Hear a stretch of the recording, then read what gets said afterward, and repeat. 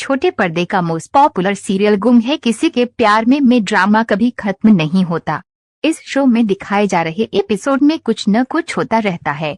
बीते एपिसोड में देखने के लिए मिला था कि रजत सावी पर आरोप लगाता है कि वे उसके घर में घुसने के लिए बहाने तलाश रही है और ये इशारा करती है कि वे उसके पैसे के पीछे है। वह उसे पैसे भी देता है जिससे सावी भड़क जाती है और उसे थप्पड़ मार देती है। शराब के नशे में धुत रजत सावी पर गिर पड़ता है।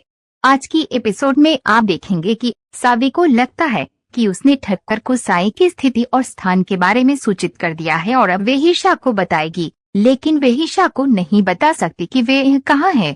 मंदिर में शशांक की माँ कहती है कि जीवदानी माता उनकी कुल देवी है और इसलिए उन्होंने पहले यहाँ पूजा करने और फिर घर पर शखरपुरा सगाई करने का सोचा। वे खुश है कि ईशा ने उसके अनुरोध पर सहमति व्यक्त की।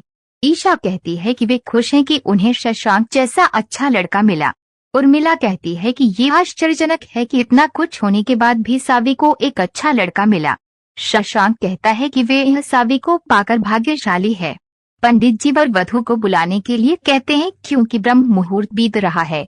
शशांक सावी को फोन करता है और पूछता है कि वे कहाँ है। सावी कहती है कि वे एक आपात स्थिति में फंस गई है और उस एक तरफ जाकर बात करने के लिए कहती है। वह एक तरफ जाता है और पूछता है कि क्या वे ठीक है। सावी कहती है कि वह ठीक है, साई की तबीयत खराब हो गई थी। शांतनु ईशा को एक तरफ बुलाता है और उसे बताता है कि सावी किसी आपात स्थिति में फंस गई है और नहीं आ सकती। सीरियल में आगे देखने के लिए मिलेगा कि रजत ने सावी के फ्लैट का दरवाजा खटखटाया और दरवाजा खोलने के लिए चिल्लाया। भाग्यश्री ने उसे दरवाजा तोड़ने के लिए कहा। राजू उसे आराम करने के लिए कहता है क्योंकि घर पर कोई नहीं है और परिवार अपनी बेटी की सगाई के लिए गया है। भाग्यश्री घबराती रहती है। तारा उनके साथ मिलती है और पूछती है कि क्या साई मिल गई है। भाग्यश्री का कहना है कि सावी ने साई का अपहरण कर लिया है। रजत ने सावी को फोन किया और उसका फोन बंद पाया। तारा ने पुलिस में शिकायत दर्ज कराने का सुझाव दिया। परिवार सहमत है। तारा ने ममता को एक छोटे बच्चे को नहीं संभालने के लिए डांटा। ममता को उम्मीद है कि उन्हें पता नहीं चलेगा कि उसने साई को कफ सिरप की पूरी बोतल खिला दी। ईशा को उम्मीद है कि सावी पिछली बार की तरह सगाई से परहेज नहीं करेगी। शांतनु का कहना है कि सावी एक आपात स्थिति में फंस गई है, उन्हें इस स्थिति को संभालने की जरूरत है। ईशा शशांक की मां को बताती है कि सावी का एक्सीडेंट हो गया। शशांक उसे शांत रहने के लिए कहता है क्योंकि कोई भी लड़की अपने विशेष दिन पर फटी हुई ड्रेस नहीं पहनना चाहती।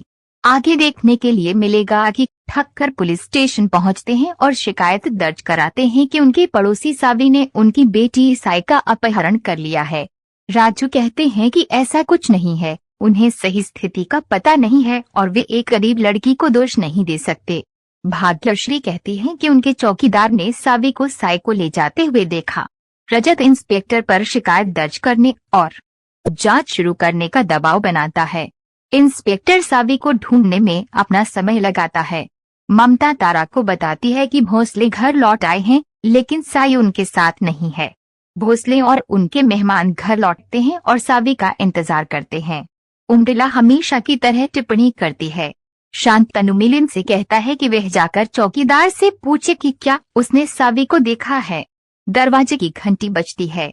वे यह सोचकर दरवाजा खोलते हैं कि सावी आई है। पुलिस ठक्कर के साथ अंदर घुसती है और पूछती है कि सावी कहाँ है। वे पूछते हैं कि क्या हुआ। इंस्पेक्टर अपने सबसे असभ्य अपमानजनक लहजे में ठक्कर के पिल्ले की तरह व्यवहार करता है और यह बताने पर जोर देता है कि सावी कहाँ है और पूरे घर की तलाशी लेने का आदेश देता है।